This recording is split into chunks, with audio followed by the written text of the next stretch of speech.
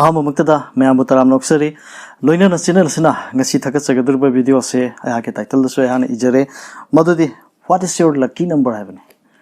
mi amagi ma ke lucky number ja kamaina khangdagi habagi matang ni aduga lucky number habje khoina thoina di khaludaba akhoi gi lamdam sidu oiraga su khoina lucky number gi matang yam kana sijina de thoina khanjilu de habi tare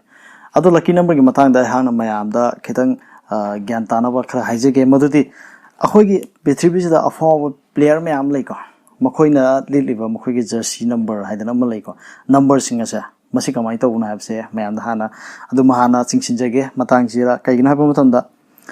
Tendulkar ना market number से Jersey number से 10 लिले धोनी ना number 7 लिले अदुगा अखोगी Ronaldo football player अखोगी Portugal की mark से CR7 हाइदना हाइनरि से कइगिना माकी Jersey number 7 ओइको अदुगा मिसी फुटबॉलर जे मार्केट नंबर 10 ओइको हाइबदी अखोई जर्सी नंबर सिदा मखोइन सिजनरी बिजा मखोई पामजबा नंबर नत्रगा मखोई लकी नंबर हाइबगुमने अमरोम धारगा मखोइन खंजबा नत्रगा मखोई दा अखंगै क्याना समनाद एस्ट्रोलॉजर गुमना ए नंग सिनंगा नंबर जे चानागनी मसिगी नंबर से नंगी लकी नंबर नि का हारकोदिगी जर्सी नंबर समाइने लिटपसु यावे कनागुम खरना मपागी बादिगी डेट छाब तारे मसि लौरगा सिजनबसु यावे कईगिनो द मपाजी लेखिद्र मतुंग द मपाजी आइग लोइनरग दम लेबे हाबिगी वखंदा अदमाइन लिटपस यावे कनागुम खन नंबर से माना पामजबा अखोइगी लकी नंबर से 9 ओइबसे मसी समनाबदा एग्जांपल होइना इन हाजरी से रोहित शर्मा से माकी लकी नंबर से 9 ने अदबो माकी लकी नंबर 9 से कनागुम अमना हाला दिगे लिटलग लेरेबा अदबो मादी 9 ते पामेबा अदुदि कमाइ तौगुनी 4 5 से लिटलेबा 45 से नंबर 45 से अनि से पुजलो 9 ताइदना सुमाइना अखोगी प्लेयर ऑफ मैंसना मखोगी जर्सी नंबर सिदा लकी नंबर अमा खल्लगा लिलमी बिसे कईगिनो हाबिदुनी अदुन ngasi इन समजरि बिजे अखोगी मियोइबु खुदिमक मांगमा के चानाबा नंबर अमबम लेफम थ्वे लेसु ले हाइदना अदुगुम्बा एस्ट्रोलॉजर गी अदुगुम्बा के आमना हाइबदुगी आइना थेंगनजबदुगी मयाम खुदोल तंगे तौजबनी आइगी ओइना लकी नंबर कईना चानागदुना नाकी ओइना करम लकी नंबर ओइगदगी हाबिजे मसी खंगबो मपोंगने मयामसो कईगिनो अब मतम दखोइना नों फादोसु अखोगी लेखाय तौबा हाउसी गैगुम्बा दम कक्प यावननगनी मदुदा नंबर दि खलंगनीबा टिकेट से खंदबिदा दम लौबसु याविको दाव येंग सिकान अमम धागे दाव ngathani को येंगदुसे अदुदा कनागुम फदि माना पामजबो नंबर खितंग लैदना खर खंजबा म लैबदगी सि नंबर जांगोन खा चानागा लेखा यावगलिगे हाइदना अदमाइन कक्पसु यावि सिगुम्बा नंबर से करी माइना अखोइगा मरी लैनिनो हाबदुगी मतांगने आइना ngasi semjagदरिबो वीडियो से लकी नंबर से सिजनबगी मोंग जे अखोइना गाड़ी मुक्ता लैबो ओइतारगसु माके नंबर से आइगे लकी नंबर से यावहनबा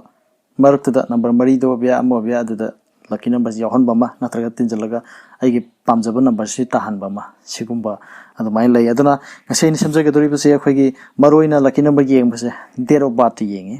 डेट ऑफ बर्थ हाइ तारगदे अखोइगी पोप नुमित की तारीख से मसिमा लेरनी पोप थागी नंबर दुसु लेरनी अदुगा पोप की चही से मसिमगा लेरनी सम हारबदा अखोगी मिसी हरब फुटबॉलर जे मा के डेट ऑफ बर्थ से सुमाइ लै 24/6/1987 लै अदर माइ लकी नंबर पथोके आइबा तारगदे सी अने जे तिनजनगानी अदुगा सी 6 तानी सी 6 लेरे सी एन जी तिनजंगनी सी 10 तारे सी एन जी तिनजंगनी 7 8 9 10 11 12 13 14 15 तारे 15 डिजिट अनि नि लेबे सिंगे लोइ तिनजनरकनी अदो सी एन जी मु तिनजंगनी सी 12 तागनी सी एन जी मु तिनजलनी सी 1 तारे सी एन जी मु तिनजलगा सी 6 तारे अदे मु सी एन जी 3 तारे तिनजनबदा सी 1 अदुम लेरे सी 6 अदुम लेरे नत्रगा सी एन तिनजंगर सुआरे अदो सी अमु लास्ट वेन सुम बेंगक्सी सी एन जम तिनजमदा 4 तारे सी 6 लेरे सी एन तिनजमदा 10 तारे सुमाइ लै नत्रका सी लास्ट मु सी एन तिनजलगा 1 लौदोइनि माइ से मये केदि 1 लौवे अदो मसे 10 दि ताय 10 ताबदो माइ जर्सी नंबर से मा 10 ने मेसी गिनि वाजे फुटबॉलर मेसी प्लेयर दो सुमाइना एग्जांपल होइना अमा मुसम लौरबदा अखोइगी नंबर अमा मु लौगे हादि सी कनागिनो दि खंगदाइ सुम हायरगे nga खुतकेना डेट 18 द पोय हायसे 9 सेप्टेम्बर को अदुगा 1976 ने हायसे मागी से लकी नंबर पोथोगे तारे सेन से पंजला 9 तारे से 9 लेरे सेन से पंजला 10 तारे सेन से पंजलागा 7 8 9 10 11 12 13 tare 1 3 aduga sen jum punjalaga 18 tare sen ji punjalaga 1 tare sen ji punjalaga 4 tare sen ji punjale 9 tare sen ji punjale 5 tare last sen jum punjale kya tare 14 tare 14 tare juda mo sen ji punjale aduga 5 tare aduna sigi de ro basa pokomi je ma ki lucky number se 5 oigani haba sumaina lucky numbers pothwe aduna akoi de ro bar matamda faine tinjalaga ani shana loi tinjalaga pull up se tinjalaka den last aduga magi sita doini aduna akoi lucky number pothopu jaina hoji haijari budune akoi de ro bat sem si faine tinjalaga adu tarko masing do lucky number ne haidana adumaina longnei haiba tare khangai singna hairam buduni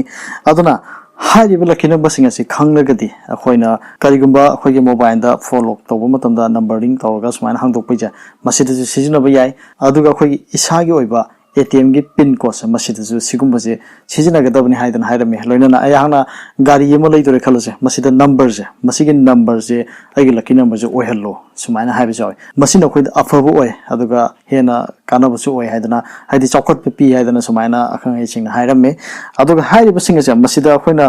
lucky number सिंग आक्तनसु यादब खरसु दुम लैतबे नते हाइबदि समना हाइबदा खोइना lyric Paribas छात्र सिंग खोइ लाइ खोरमगा यानि हाइबदा अदुमक्से हेता लानबसु याविदना होना तगदि यादब खर याविदना हाइबदि तोंगाम साइक्ति खरा दा अदुगुम अदुम यावे अदुना लकी नंबर से मसिदंग आक्ता खोइ डिपेंड तबसु यादब खर लै समसना एग्जांपल अमगा सम पिरमगे स्पोर्ट पर्सन म्याम मरक्ते खोइ सेवाक हाइरिबा खोइ क्रिकेट प्लेयर सेवाक तो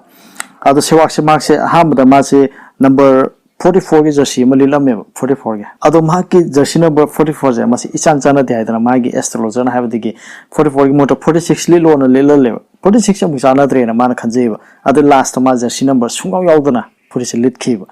अदुमाय सानाबो होय हाइतारे अदुना हाइबो सिंगजे मसी कैगिना मतंदा नंबरिंग जे अमरम दसु कनागुम खददि मसी याम कना थोइना मरु ओइति हाइबनि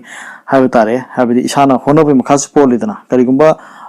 मी अमिगे लक हाइबसि मसु तोंगानाबुदि लैरे हाइबदि समनाबदा हौसि मकाकुमतंदा टिकेट चाट्रोक के मनुंगदा अमखना हाउस फरकदोइने अदुना लक हाइबसु लैतबसु नत्ते अदुगा नंबरिंग जे खंगना सिजनबसु फै अदना हाइरमे लोइनना अखोइगे लकी नंबर जे खंगे हाइदना सु अखोइना लॉटरी गुमबदा टिकेट ट्राई तौरगेना हंजन तौसलपदगी मुत पयावनरपा आइगे लकी नंबर से दुने हाइबदि जुवारनिदा सिगुमबदि आम थोइना सुमाइना नंबरिंग जे सिजनरगादि मांगबना सरुक हेलिदना अदुगुम खरस लै अदन लकी नंबर खंगे हाइदनसु याम कायना दुमाइना सिजनबदि अयामना अमांगबदुम ओइगनी अदुने हाइरिबसे अद तसेनमकिदि लकी नंबर हाइरिबसे अखोइगी करिगुम्बा आइगी थौदो म थोपो मतमदा अफबो थौदो कुम्बा थोपो मतमदा हाइरिबा नंबर से अदुम इसन चनरमबगुम्बा यावरमबगुम्बा सम येंगुबा मतमदा समना हाइरबदा आइने करिगुम्बा पोचे एम लैरे खलो दावयाबनि खंदे मीने पोरम पिरकपनि खलो दावयाबा पोर अचौबमा अदुदा पिरकपुन मिसिगी मागी तारिख से मसिगी आइगी लकी नंबर से खितंग मानरमबगुम्बा अदु नत्रगना मसिंग डिजिट अनि वर मगसु मरकदि यावरमबगुम्बा हाइबा तारे सामना हाइबदा आइगी लकी नंबर से 2 ने हाइरसे अदो डेट 20 ना हौबो परेंगदा अदिगी मरुंगदा आइगी थौदो अफबो थोपुगुम्बा नत्रगना डेट 2 दा दुमाइन ओइगनबगुम्बा सि दम यावदब नते यावे हाइदना हाइरमे अदुना ngasiena semjariba video je lucky number se kamaina khanggadagi habadigi matang khaktani adu masina kayamu kanaba haibadumadi ayaksu khangba ngamjade adu tasena makidi hairiba pair singdana makhoi mokhoina khanjariba number lucky number se makhoi pamjaba number haidana laibja mi khudimi ko ina loi laiba number se adu da ishagi lucky number se khangna pamagadi hena sukana gani haidana akhangai kaya aman sum haina butu ai ngasi ge video se khuthang da mayan khudol tamjawni ngasi ge video se mayan kamai to ga bido dum haibiro adu makha ta video kaya amasu ai mayan sum khalaga video mathang sum sem gen khanjari thawrang kaya am tawjari video ngai mina se haidon haijari loina na ngasi ge video se meng ta video khai khudimangna channel se nuksi biduna subscribe to biro haidana haijari kanglai fa imana yai fare